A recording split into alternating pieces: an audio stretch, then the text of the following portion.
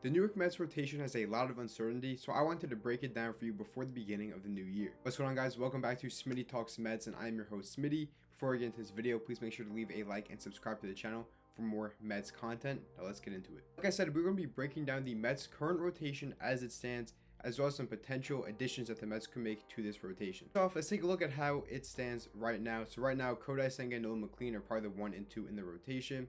You have Clay Holmes, Sean Manaea, and David Peterson to round it out, with other options in Brandon Sproat and Jonah Tong will most likely be at the AAA level unless there are moves that are made. Now, personally, I believe that one of David Peterson or Kodai Senga will be gone before the start of the season. I think that Kodai Senga is more likely to be gone because it was known that the Mets were shopping him at the beginning of the offseason, and I think that just because of his injury history, it would be in the Mets' best interest to maybe get him off this team. And as it stands, I think Brandon Sproat has a good chance to start in the MLB at the start of next season, but I think that will only probably happen if Kodai Senga or David Peterson are moved.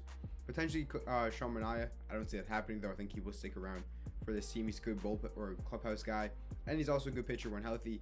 Obviously last season he was not great, but in 2024 he had a fantastic season, and that's why he got his 3-year $75 million extension with the New York Mets. And as for Jonah Tong, I think he definitely will be starting the season in AAA. I believe that, at the MLB level, he had a couple of good outings, however, he did have a couple of bad ones. So I think that just getting him more time in AAA, getting him more acclimated to, just pitching, I believe, he will start in AAA, but I think he has a very bright future ahead for the New York Mets. Take a look at it. You see, there really isn't anyone special. There's a lot of number 3, a lot of 4 pitchers in this rotation, including guys like, Sean Manaea, David Peterson, who are at that 4 or 5 spot. They could be your number 3 pitchers.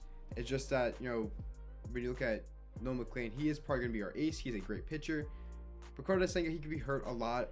And when you only have Nolan McLean at the top of that rotation, the rest of it is kind of, there's a lot of question marks surrounding it. Which is why I believe that the Mets do need to make some potential additions to this rotation. And the 3 guys I have in mind are the following. So 3 potential additions I want the Mets to make to the starting rotation are going to be Framber Valdez, Tarik Skubal, and Nick Pivetta. Now I have Framber Valdez at the top because he is the only free agent, and Tarik Skubal and Nick Pivetta would both be trade targets for the New York Mets. Now in previous videos, I've broken down these stats for all of these players, so if you guys want to check out who they really are on a deeper level, check out those other videos. But I think, at the very minimum, a lot about Framber Valdez and Tarik Skubal, enough to know that the Mets would be, very interested in him. Nick Pivetta, I understand if maybe you don't know him as well. He really only had his first good year in the MLB last season, but I have a lot of videos breaking down Nick Pivetta, so if you want to check those out, go ahead and look at my other videos. But yes, these are the 3 guys I would want the Mets to pick up for this rotation. Now the reason why there are no really guys in the middle of that rotation, talent level, is because I believe the Mets need to go out and get a playoff caliber pitcher, someone that will take the mound every 3 days in the playoffs. I think that Framber Valdez, Tarik Skubal, and Nick Pivetta could all be those guys. We have enough number 2 or number 3, number 4 pitchers in this rotation. We really need an ace to help bolster that rotation. Now let's get into the potential ways in which we could bring these players in. So first up, we have the Tarik Skubal mock trade, where the Mets would acquire Tarik Skubal, and the Tigers would acquire Jonah Tong, Jarrett Williams, Ronnie Mauricio, and Joel Diaz. Now when it comes to this trade for the Mets, the big problem that we would have is that Tarik Skubal only has 1 year left on his contract. So you are risking bringing in a rental. And like I've said, I'll say it in this video, and I've said it in all of my other videos when I discuss Tarik Skubal, I only want the Mets to make this trade if they are willing to sign an extension or income to an extension immediately upon trading for him. If not, I don't even want the Mets to make this trade, because as much as I love Tarik Skubal, I do not want to have to drag this out into his free agency next year, where we could potentially lose him, and we're giving up a ton of good prospects. Now, in previous trade proposals, I've had the Mets giving up more, but in this one, I have them giving up Jonah Tong, who is our number 2 prospect. He's going to be a phenomenal pitcher at the MLB level. He could be a potential, starter for us this season. Jarrett Williams, he's a shortstop center fielder. He could honestly, impact the Mets this season if the Mets really needed him. He's going to be a great player. Ronnie Mauricio, he's a guy, honestly, he has underperformed greatly in New York. He's been bad in the Winter League. But I think that he does have the tools to be a good player, so that maybe a change of scenery for him and bring him to Detroit would be a good fit for him. And as for Joel Diaz, he's a 31st ranked prospect. He's a starting pitching prospect.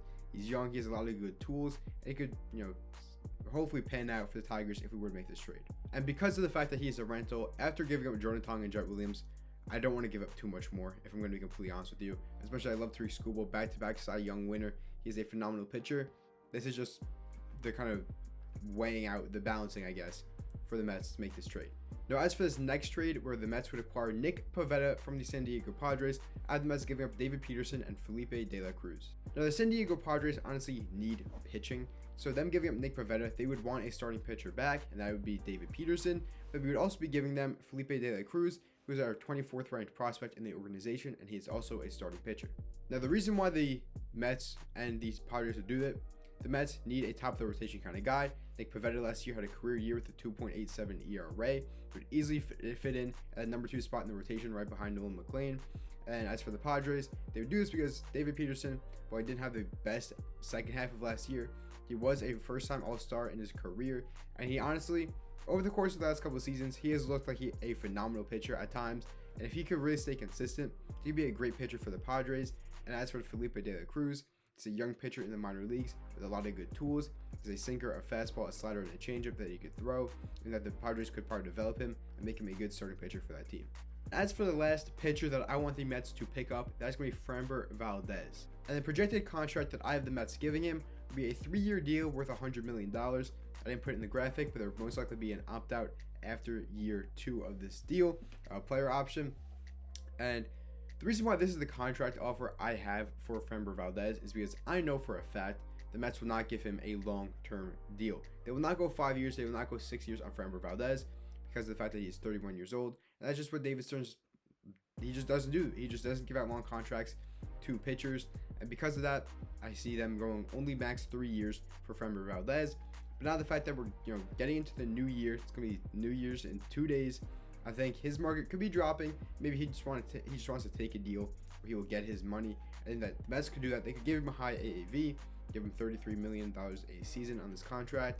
I think that 3 years with an opt-out after year 1 or year 2, I think Framber Valdez would take this deal. And additionally, this would give the Mets their frontline ace for the team. He's an innings eater. He has been very healthy for the last couple of seasons, and he would just fit perfectly in this Mets rotation. So Mets fans, let me know your thoughts in the comment section down below. Out of all those pitchers, who do you want the Mets to most likely trade for? And if you guys are a Tigers, a Padres, or a Houston Astros fans watching this video, let me know your thoughts on the trade proposals down below in the comment section. But I'll see you guys in the next one. Peace.